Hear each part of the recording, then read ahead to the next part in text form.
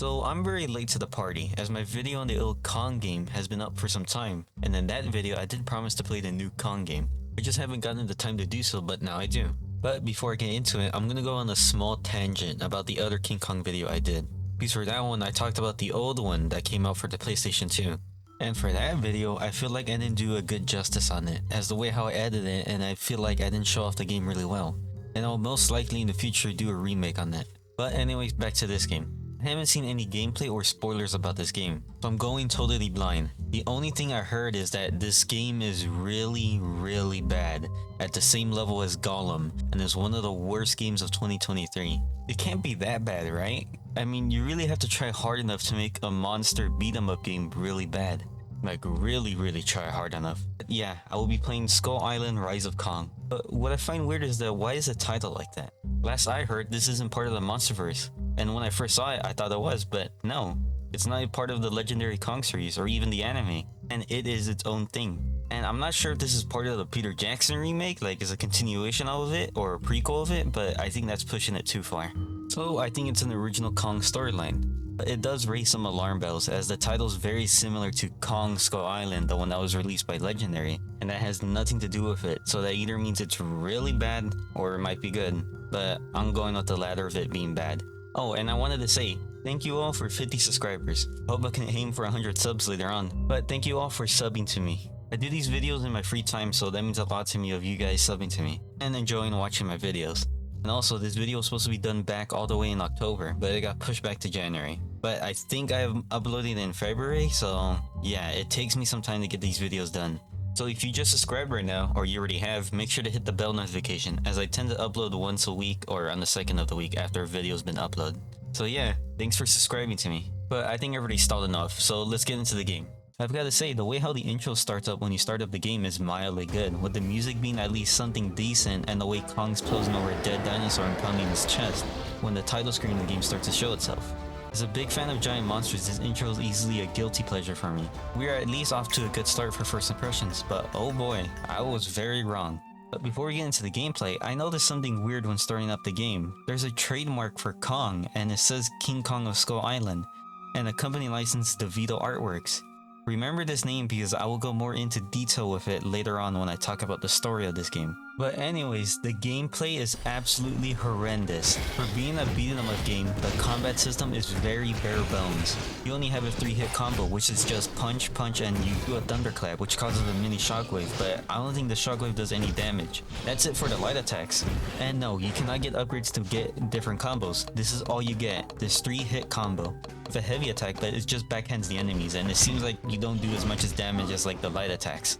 And also too, you cannot use the heavy attack in the middle of your combos. There is another heavy attack, but you just hold down the Y button and you just do a headbutt. But you unlock it near the end of the game, so it's not really worth mentioning, but it's there. You also have a parry move, in which you shoulder check them and you stun them for a little while, as when you see the little white star, and it just stuns them for a little while. You do the same thing with the heavy attacks, but it's inconsistent. Back to the normal attacks, you have long wind-ups, so the smaller enemies can get free hits on you. You can't interrupt your attacks, so you gotta commit to it. It does tend to get annoying because they can take down a large portion of your health. And what doesn't help is that there's a janky hitbox with Kong and the rest of the enemies that sometimes when you hit, you don't even hit them at all. And with the smaller enemies, they just swarm you and do consecutive damage. But the hitbox is mostly a problem with the smaller enemies, like with the small dinosaurs and the crabs. You don't have a problem with the bigger enemies. But with the janky combat system, the thing is, you don't even have to fight these enemies. You could just run past them. They can't even catch up to you. And also, there's no point in attacking them, as you get nothing, no reward or anything. I only realized this after I killed a bunch of enemies in the first level and I gained nothing from it. So after that, I just ran past every enemy. I don't understand the point of having enemies if you could just run past them. It makes no sense. And that you get nothing, no skill points or no rewards after killing them. But I have to admit, they did put some thought and care in designing these enemies. Some of the dinosaurs look modern, how we see dinosaurs since they're related to birds, and have the old design of dinosaurs, how we saw them back in the day. Especially with the colorful feathers on them, it adds more flair to it. And it's not only the dinosaurs, they have the crabs and spiders, as they have some flair to them too. It makes you think you're on Skull Island, as it's a huge mixture of prehistoric animals. And they're huge, this almost seems like they're on steroids, which heavily reflects Skull Island, as most of the animals on Skull Island are gigantic. And what the finisher moves, or the fatalities you can do in the enemies when they have low health, are really animated well. Well, only a couple of them. You can even do Kong's famous move when he snaps the jaw of the T-Rex. But some of the underwarming ones is when he knocks them down and he just jumps on them. There's another good one where he smashes an earthworm, or a death worm. He just smashes into the ground and it sinks in. And some of the sound effects is good, as it's just, I think, a generic bone crunch, but hey, it just adds on to it. But it shows that the devs have some passion into it. Oh, and also I forgot to mention, which is a big thing, there's no difficulty slider, or you can't even pick a difficulty. Start the game and that's it. So I had no clue if I was playing on easy or hard mode. But the thing was, that game isn't really difficult. It was just very repetitive due to the poor game design and some of the jumping mechanics and the janky hitboxes. So it got really annoying. But there are certain areas in the map where you're forced to fight a wave of enemies just to get a skill point. But holy crap, the map system is horrible. You have to pause the game and go over to the map tab. But the map is so barren. There are no legends or no indicators of where to go, or even the areas that you're forced to fight a wave of enemies. So most of the time playing the game, I had to pause in order to see where I was going, and I had no clue if I was going to the right area until a random cutscene showed me that I was gonna fight a boss, or that I was gonna fight a wave of enemies. It got annoying real bad because it just kills the flow of the game. And this goes for all 6 levels. So there are 6 bosses in these 6 levels, but I will get to them when I get to the story portion of this game. So for the skill points, you can spend them on the skill tree, well obviously, but they do not unlock your abilities. In order to get the abilities, you have to kill the bosses, which is really dumb because most of these abilities are pretty simple. It's something that Kong should have learned as he was growing on the island. So the abilities are Grand Slam / Ground Pound, Primal Rage, which is just similar to Spartan Rage in which your attacks deal twice the damage, Headbutt, and Leap. They all have each a skill tree in which you need 5 skill points for the beginning part. But the thing is, when I spent the points for the skills, I felt nothing change. Nothing major, but there was only one slight change for one of the skill tree, and that was for the Primal Rage, in which I spent the points to get a minor increase in damage, but there was no point of spending the rest of the skill points on the other things, so I didn't even bother filling them out. And you're forced to go through one skill branch, but the good thing is that you can respec your points, so at least there's that. Even after clearing the wave of enemies in those certain areas where you get skill points, it's a random number. You're really not guaranteed of what numbers you're gonna get. Sometimes it could be odd or sometimes it could be even. But when you first start the game, you play as Kong's mother and you already have everything filled out. Just like the classic trope with these games. You lose all the abilities and you have to regain them back. But they're so simple that I think Kong should have already started off with them. But yeah, that's the combat system. And also the camera system's alright. It can get in the way a lot of times, but I just got used to it. And there's an enemy lock feature, but it was not even worth using it. But a major thing wrong with this game is that you don't feel like you're playing as Kong. You feel like a generic ape or even a guy in a rubber suit that's just traversing around the island. You don't swing from tree to tree and you hardly use any weapons or tools. All you get is throwing rocks and you just use the dead tree as a club. Even when you're running or walking around, it doesn't feel right. I'm heavily comparing it to the PlayStation 2 game, as that one you definitely felt like you were King Kong. But in this one, you don't. Even the animation for Kong is really goofy. When he uses the dead tree as a club, his walk cycle is really dumb. It looks like he just got done taking a huge dump. So when you have the club, it's just a limited use, as you only get 6 hits with it and that's it. And in order to use it, you have to hold the right trigger or else you drop it, and you cannot get it back. And you can't run, you have a really slow walk cycle, so it's not even worth using it. As for the rocks, well, this one's just stupid. In order to throw a rock, you have to stay in place, and the enemies have free reign on hitting you. And you have to hold the right trigger in order to throw one, but it's very sensitive, so half the time I couldn't even throw them, or they would just fall out of my hands. But throughout the game, I just rarely used the rock throw. It was only useful to one boss fight, but that was it. But that's all you get for tools as weapons. There is another one, but it's just picking up the enemies and throwing them around, but it doesn't do anything. It doesn't stun them or do, I think, damage to them, but that's it. They just get back up and keep hitting you. Even the way how Kong jumps is funny. He has some mean hops. I think you should sign up for basketball. Also, another major problem with this game is that you don't feel like you're on Skull Island. Some minor things that make you feel like you're on this island, with some of the animals fighting each other, which mirrors the harsh environment on it. And even some of the scenery helps with it too, like the swamps, rainforests, caves, and some minor deserts. The only best area in the game is the caves, and that's not saying much. I don't know why, but I found this level really enjoyable to be in. But the thing is, these levels are so barren. There's nothing but enemies, no extra foliage, no other types of animals, not even the natives on the island. You can only see the huts, but it seems they're abandoned.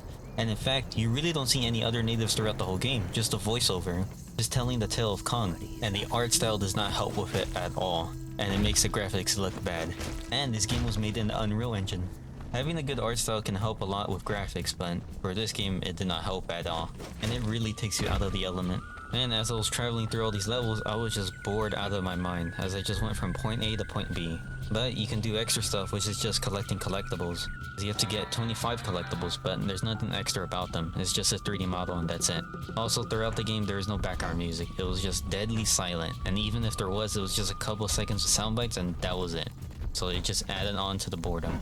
But back to the collectibles. I only collected 6 because most of these collectibles were off on the weird edges of the map, and they were very far away of where you need to continue on. But the way how these levels are done almost seems like an open world-esque, as these maps are huge, but the game seems to be stuck in a linear design, which doesn't make it bad, but it holds the game back really bad. And if you really want to 100% this game, I don't know why would you will have to backtrack a lot, as some certain areas have collectibles locked behind destructible walls, and you have to painstakingly walk back as there is no fast travel system, and these maps are big. I really don't want to see comments saying that I need 100% this game. But the more I played out the game, it more seemed like an earlier build or a prototype, and it feels like a game that came out in the early 2000s. Some of the game design era is still in this game, like the invisible walls and that you're mostly restricted to one area. It's almost like this game was completed in a year. But the thing is, it actually was completed in a year. So, the developers of this game are called Iguanabi, and the game was published by Game Mill Entertainment. Game Mill is recently known for publishing the new Nickelodeon All-Star Brawl games, as they contracted Iguanabi to make this game. But they were heavily restricted, as they only had 1 year to complete this game. A game would typically take 2 years to make depending on the game size, or if it's a Rockstar game, which would take decades to make. But anyways, normally a game would take 2 years to make, if there are no minor hiccups, as in that time frame things can go wrong and there might be some delays. But during that time frame, most of it can be taken up by programming, storyboarding, artboarding, level design, or even gameplay changes. And in the middle of it, they can restart the whole process. But only if that's up to the team. Or in this case, since they were contracted, the publisher has final say of what happens, so it can take some time for a game to be finished. But for the development team of Kong Skull Island, they had only 1 year, so they didn't even have enough time. Even in an article, they said that crunch time started around February and it had to be finished in June. And what also didn't help with their development is that they had a lower budget, so they had a limited time to spend on assets or even design. And maybe even in marketing, because marketing is a whole different department as it can cost a lot of money for the company. So this game was made up from the ground up and only had 2 people working on it due to the limited budget. Iguanabi is an indie company, so they had 20 staff members, and it seems like the publisher was just abusing its power over this indie company. But as I critique this game, I've got to say, for them to complete this game in 1 year is really impressive, as it seems they were very passionate enough about designing this game, and if they had more time in the oven, it would have been a good one instead of being a bad one. And it seems they were being ambitious on this game, as back to the level design, it seems more open world-esque. But if only they had more time or a bigger budget, it would have been great, and it probably would have surpassed the PlayStation 2 game. I feel bad-mouthing this game, as it's mainly the publisher's fault, not the game developers. But I've got to say again, it is very impressive to do this game in a limited time, as they tried their best, so there's that at least. Well, back to the game. So for the story, when you start the game, you play as Kong's mom, so you have to find your husband and son. But before that, you get a native islander narrating about Kong's story of how he came to be king of the island and how dangerous the island is to the family, as this family is the last surviving members of the Kong species. And as the narration ends, you abruptly start as Kong's mother in the cave, and you have to seek out your family. You go throughout the level fighting enemies, or you can walk past them as you make it back to your family. And it seems the rival to the Kong species is ready to finish the last members, as Gaul, that's the monster's name, kills your husband, and baby Kong just watches his dad die. So you go to avenge your husband. But you fail as Gaul completely overwhelms you, and now it focuses from Kong's perspective as he watches both his parents die in front of him and Gaul taunts him. So Kong is forced to survive on his own on this harsh island without his parents. But I wish there was more time as you played Kong as a child, so you could follow his journey, but it's just a quick talk and a montage that is saying he grew up on the island and was basically surviving all on his own. Throughout the game, you play as teenage Kong, getting ready to avenge your parents. Remember back in the gameplay portion of this video, I did say I was going to explain of what property owns this version of Kong, and this game. So this story version of Kong is completely different. And as I looked up the different stories, there were 2 separate properties that have the similar names of King Kong. The one that's owned by Legendary, and this one that is owned by DeVito Artworks. So for this portion of the video, I'm going to be in a minor tangent of who technically owns the rights to King Kong.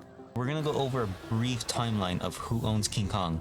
So, the first King Kong film was released in 1933, which was created by RKO Pictures, and the design of King Kong was created by Maren Cooper. So after the movie was released, Cooper thought he owned King Kong as he was the one who created it and designed it. But no, it was actually RKO Pictures that owned the character. So when RKO Pictures made an agreement to sell off King Kong to Universal Pictures, Cooper tried to sue them. But Cooper didn't win, so technically, Universal Pictures owned King Kong and the original movie. As Universal Pictures has owned King Kong from the 60s and made remakes in the 80s and the 2000s. But this is where it gets confusing, as before the Peter Jackson remake, there was a book released that was not made by Universal Pictures or any Universal property, and it was called King Kong, and it was made by DeVito Artworks. And this book was a remake of the 1932 novelization of the first King Kong film. And later there was a sequel called King Kong of Skull Island, which this game is based off of. And for that book, it's a prequel to the first movie. But the reason DeVito Artworks was able to make a King Kong book was because they got endorsed by the Cooper estate. Well, there is 2 King Kong properties. Again, this is confusing, because also too, the books came out the same time as the Peter Jackson remake was released. And it's really funny because they have both similar names but only small differences. And the only 2 distinctions that make it different is that the Universal property is called King Kong, and for DeVito it's called King Kong of Skull Island. Again, these are 2 different properties, and maybe in the future I'll make a video on who technically owns King Kong. As I did more research, it became more confusing. And also too, when you throw in MonsterVerse Kong, it's just completely different too, and it just adds on to the confusing situation. But anyways, back to the story of the game. So it tells a tragic part of Kong, as any other Kong stories, mostly all of them are tragic. So you can easily sympathize with Kong as he watched his parents die and wants to avenge them. But the thing that kills it for me in this game is some of the facial animations are straight up goofy and kill the tension with the game. But yeah, that's the story of the game. He's on a journey to avenge his parents, so he needs to get on top of the food chain. So he goes out and kills the other top dogs on the island. Or I think, because it's vaguely said. So for the first boss in the first level, it is called Earthgija, and it's a giant worm, or the death worm. The design for this boss is really cool. The only thing that sucks is the boss fight, as it just burrows around and hits you when it comes up from the ground, and you can hit it back. And you can even stun it when a rock comes up from the ground and he tries to eat it. But in the end, you kill it and Kong is victorious, and you unlock the ability to use Primal Rage. So yay! So in the next level, which is a swamp, you fight against a crab, but it has a hybrid mix design with a lobster. And this boss design is straight out of the box. It looks really cool, and I think it's one of the unique designs for a giant monster. I'm not saying that because I'm a fellow lobster, but for this boss fight, I thought it was difficult at first, but no, you just move to the side and you just get free hits on it. And even in the middle of the fight, Kong gets on top of its shell and rips off its horn. This is the only boss you dismember throughout the whole game, but you don't actually get to do it, it's only a cutscene. So Kong finishes off King Dengzi, and right as he killed it, he gets a flashback when his parents protected him as a kid. But now it's on to the next level, which is a rainforest, and I'm not gonna lie, this level was the most forgettable one. And oh yeah, most of these bosses happen at the end of the level, but I think you already guessed it. The boss for this level is a trio of Death Runners, which is mini dinosaurs. But they're just an upgraded enemy. One is quick, one is buff, and I have no clue what the other one does. But yeah, this boss was the most forgetful one. Even though at the end of the boss fight, there's an impactful cutscene. As when Kong is killing one of them survives and roars at Kong, triggering a flashback as it reminds Kong when Gaul killed his parents. So Kong goes on full beast mode and savage mode, killing the last Death Runner. But I feel like this cutscene should have gone longer because it just abruptly ends and you're just on the next level now.